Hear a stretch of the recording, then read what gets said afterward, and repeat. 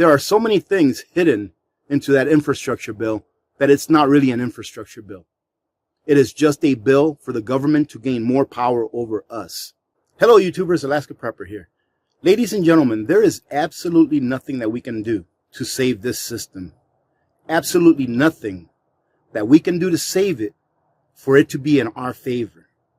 So prepare as much as you can. I'm not saying that things are going to fall apart tomorrow, but it is inevitable that things do fall apart. And only those of us that have taken the time to prepare as much as possible, that have taken the time to build communities around them or be part of a community that is prepared and as self-reliant as possible, those of us are going to be the ones that when this system fails, will be able to lead a new system into success and freedom. I was on Angry Prepper's 100,000 subscriber hangout last night, and I forgot who mentioned this, but someone said something that when our forefathers were preparing to take over the old system or to fight against the old system, that at first they were deemed to be enemies of the state. And what's happening now? Take a look at what the state, i.e. the government, is labeling patriots.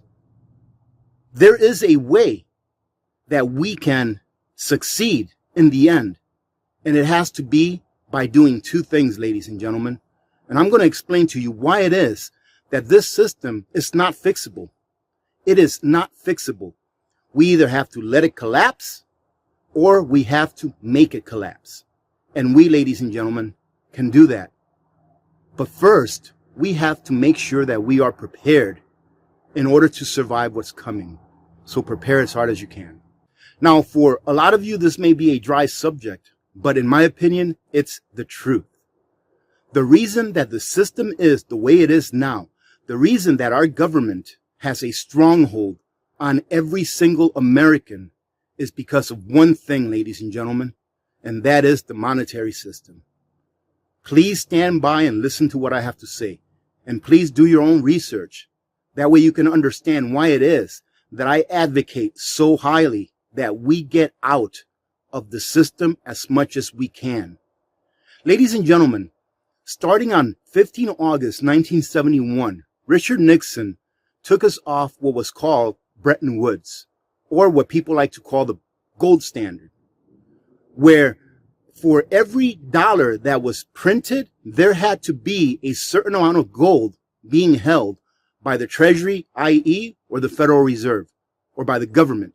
For every dollar that was printed and that was out there in circulation, there had to be a certain amount of gold being held by the government, because gold was backing the U.S. dollar. Where on August 15th, 1971, which will be 50 years here in about 10 days or so, Richard Nixon took us off of that. Why is that?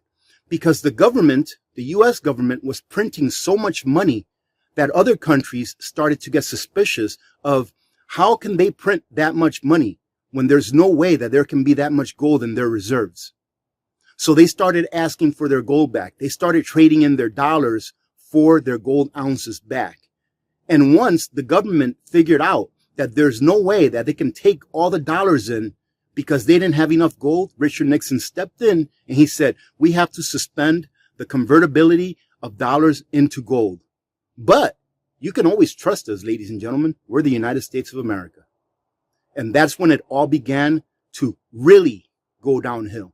Not saying that it wasn't going downhill before then, but it really started to go downhill after that.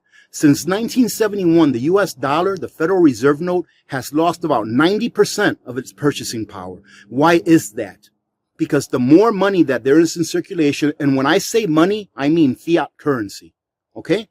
So I'm going to say money because people relate dollar bills, they relate it to being money. The more money that there is in circulation, the less that it's worth. The more dollars that there are chasing the same or lesser amount of goods, the less that those dollars are going to be worth and the more that those goods are going to cost. Now, why is the monetary system our downfall? This is why, ladies and gentlemen, because it depends on who controls it. The government controls our monetary system, our financial system. And when I say the government, I don't only mean the government as in Capitol Hill, but I mean the government / Federal Reserve, because I believe that the Federal Reserve, i.e. the banks, own the government. It is the banks that tell the government what to do, what laws to pass, just as they were when they told the government back in 1913 to pass the Federal Reserve Act. It was banksters that did that. He who controls the money controls a country. And ladies and gentlemen, the banksters / government control the money. They can print money out of thin air and steal the wealth right from under you. That is called inflation. Why do you think the prices of things are going up? Because there are more dollars in the system than there are goods. So the price of things will go up. They blame it on everything but the one reason why it is that it's happening. Why do you think you're paying more at the grocery store? If you go to the grocery store, they're not empty. They still have food in there. But there's so many more dollars in the system that things have to go up because we are not keeping up with production. If we were producing in the same amount that there were dollars being printed, there would be no inflation. But we're not. So the government uses your labor, my labor, by stealing it from us via taxes, regulations, laws, by giving the upper hand to companies that they like and shutting down businesses that they don't like. They control the money and they use it in order to gain the upper hand on the population. How do they do that? Well, they print money and they create a surveillance system. You all know of the surveillance system that's out of Utah that surveils every single little thing that you do. They subsidize big corporations that surveil us as well and feed them the information that they want off of us. So they've created a big police state, if you want to call it that, with using your money and my money, by taking away our wealth, by taxing us, by regulating us to death, by setting ceilings and floors. They set a floor on the minimum wage tax. And here, eventually, they will be setting ceilings on prices of things, which is called capital controls. They will be setting ceilings on how much money you can get out of the bank, your money. They will be telling you what you can and can't buy. Why? Because they have control of the money. And money is universal. We all need it to survive. Even if you're 100% reliant on the land, even if you live off grid, you still need money. You still have to pay taxes. What if one of your solar panels breaks? What if a rock hits it and you need to replace it in order to continue producing electricity? You're going to need money to fix it. It's universal. They know that by controlling money, they can control the country. And what do they do with all of this excess money that they print out of thin air? A lot of it we know nothing about. And a lot of it they pass into laws by sneaking in earmarks for certain things that they want to pass that they can hide into bills. For example, I put out a video, I think it was yesterday or the day before, where they've snuck into the infrastructure law that, or not law, bill, that they're going to want to start doing a pilot program in order to tax us for every mile that we drive. They do things like this to continue to steal from us in order so that they can continue to have power over us. Money is everything, ladies and gentlemen. And as you can see, if you watch my videos, I'm not a rich person. So I don't say that money is everything because I put all of my faith on money. Absolutely not. But what I mean is that money is what keeps the government in control. Their control of the monetary system is what keeps them in control. And what can we do about that? Well, let me tell you first some of the things that they do with that money. Not only do they use it to give away to other nations on our behalf without our permission, but they use it to do things behind our backs that we know nothing about. They use it to grow their police state even larger. So we are being enslaved with our own labor. You work to pay taxes so that you can allow the government, or we can allow the government to enslave us even more. And until the monetary system is gone, until the monetary system changes, until we opt out of this monetary system as much as we can, because we can't opt out 100%. But until we opt out as much as we can, then we will never truly be free. I consider myself to be as free as I can possibly be in this world, in this time. Why? Because I'm pretty much debt free, but I still have property taxes. I still have to pay taxes on my earnings. I just don't have any debt. So ladies and gentlemen, get out of the system, because when the government prints money, all they're doing is they're giving your wealth to very wealthy people who don't need it. Let me show you how it works real quick, or let me tell you how it works really quick. Let's say that the government prints $1 trillion, right? Whoever gets that $1 trillion first will be able to spend it at full value. They lend it to them at almost 0% interest. And then they get to take that money that they borrow at almost 0% interest, and they get to purchase real assets with it. They get to purchase real stuff with it that will go up in value as soon as they purchase it. Why? Because when they purchased that thing, they purchased it with the full value of the dollars that they were loaned.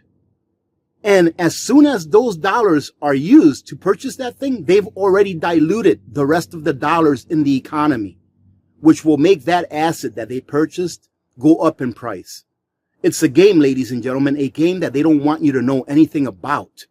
Because if we all find out en masse what is really going on, they will lose, because it's so easy to fix this, but it takes a national concerted effort of we the people to join together and fix this problem by getting out of the system.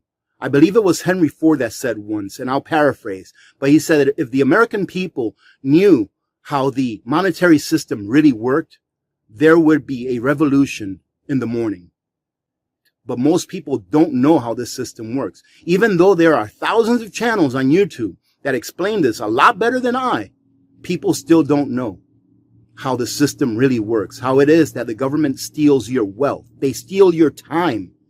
Every time that you hear the word inflation, all that means is that they are stealing seconds and minutes and hours of your time, because that inflation that they are creating is diluting the dollars that you have already earned and the dollars that you will earn in the future, making your labor worth less. It's why it takes between 6 to 10 years of a regular salary to buy a house today, when back in 1960, it only took about 1.5 to 2 years of your salary to buy a regular 3-bedroom garden variety house. It's because it is your labor that is being degraded. It is your labor that is being valued at less. Even though your house is now valued at twice what it used to be, it's not really twice as valuable as it used to be. It's still a house. It's because the dollar is worth less. So what do? We get out of the system as much as we can. If we don't allow the government to have all of the dollars that they currently have, the system will end sooner than not. How do you get out of the system? Prepare. First of all, prepare. Because when the system ends, it's going to be extremely difficult on everyone. It doesn't matter how well prepped you are. It's going to be extremely difficult on everyone. So make sure that you are as prepped as you can possibly be. Get out of the dollar. Meaning what? If you have excess dollars that is just sitting around, buy something with it that is real. Buy something that you know will add value to your life and that you can bring with you into the future. For example, if I build this shed I'm building, the bunker that I'm building, that adds value to my life, and that will be brought into the future. I would have rather done that, what I'm doing now, than to have kept every dollar that I spent on wood and concrete and whatever else, nails, screws, than to have left that in the bank. And that was a great lesson that I learned this year. Because last year I bought all of the wood that I needed. Well, most of the wood that I needed for this build of the bunker. And today, if I were to spend the same amount of money, I would probably get maybe 2/3 of the wood. Even with the prices of lumber coming down some, it would have still taken me about 30% to 50% more, if not more than that, to purchase the same amount of wood. That is a perfect example of how inflation eats away the value of the dollars that you work for. So when you look at a dollar, don't look at it as money. Look at it as seconds and minutes of your life. So get out of the system as much as you can. That is one of the best ways to prepare for what's coming, because what's coming is going to be extremely difficult. And I'll say that again. It is going to be extremely difficult. And a lot of people will not survive. I'm not a financial advisor, but let me tell you that I only keep what I need to keep in the bank in order to pay my bills. Keep some cash at home, because by keeping some cash at home, when the balloon does pop and those ATMs say tilt, you'll be able to still use some of that fiat currency to go out and purchase some things, because there are more people than not who still rely and who still believe on that piece of paper than in real money. Get those things now that you're going to need, because you're going to need them, ladies and gentlemen. Make sure that you're stocked up on food. Ladies and gentlemen, once we all get out of the system and we refuse to play their game, they will start to learn that they can no longer steal our wealth through traditional ways. Then they will start to look for new ways, like the car mileage tax. I think they're talking about a crypto tax, taxing each freedom seed one by one. So if you buy a box of 100, there's going to be a tax on each individual seed. There are so many things hidden into that infrastructure bill that it's not really an infrastructure bill. It is just a bill for the government to gain more power over us. Ladies and gentlemen, if the government has no more money to pay their police force, do you think that they're going to work for free? Eventually, they will run out of money to pay their police force. And what I mean by that is that whatever money they do print, because they're not taking in enough money, is going to be worthless. People will not work for free. And if we put a stranglehold on the government by getting out of the system as much as we can, we will start to find out that they have no other choice but to continue to print like there was no tomorrow, and that dollar is going to lose every darn bit of value that it has. Other countries are noticing how much we're printing, and they're starting to sell their treasury bonds because they don't want to hold something that is going to pay them a little bit of interest when inflation is rising at multiples of what they're getting paid in interest. They're starting to get rid of it. Ladies and gentlemen, this is the beginning of the downfall of an empire. And yes, it's the beginning. We have much harder times to go through. There are much harder times coming. And that's why we need to prepare. I hope this video wasn't too dry. Get out of the system. Get out of the monetary system. Become as self-reliant as you possibly can. If you send your children to public school, that's okay, because some people don't have a choice. But teach them at home. Teach them at home and reverse the damage that has been done in public school. Let me tell you a quick story. Yesterday, I went to the fair with my wife and little Miss Alaska Prepper. We went to the fair, and as we were walking in, they stopped my wife and said, you have to return back to your vehicle and put that away. And she's like, what? And I'm like, put what away? She had a pocket knife strapped to her pocket, a small pocket knife, not even 3 inches. And I'm like, are you serious? And they were opening people's bags to check them. Never have I seen that before. We've been to the fair for the last several years that we've been here, and we go at least once a year when it gets here. And never have we seen, I was like, wait a minute. You're telling her that she has to bring back her knife to her car in order to patronage this fairground? And they said, yeah. I'm like, you know what? I want a refund. And although little Miss Alaska Prepper wasn't very happy about it, we didn't go in. I got my refund and they took their time, but I was holding up the line. I went back to the booth where I purchased our tickets and I said, I haven't gone in yet. Go talk to that gentleman over there. I never stepped foot in the park. I want a refund and I want it now.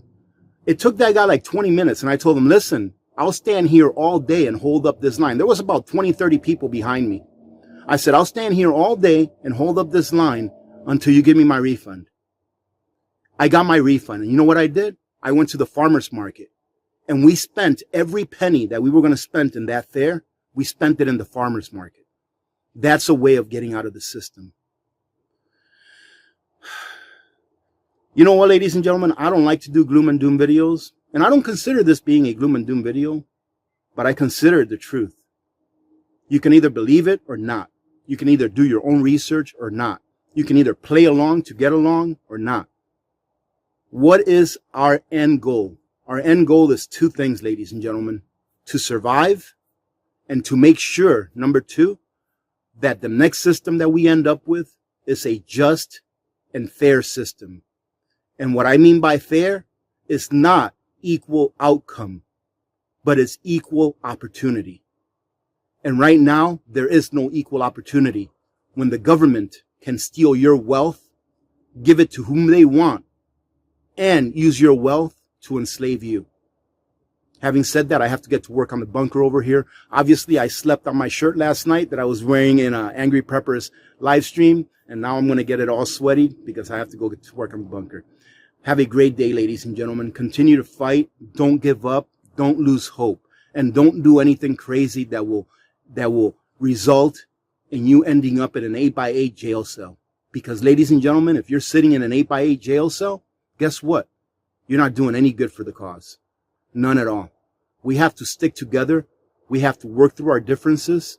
And we have to win this fight, not just for us, but for our children. Because we are in a fight right now. We are in a fight right now. But in the end, good will prevail over evil.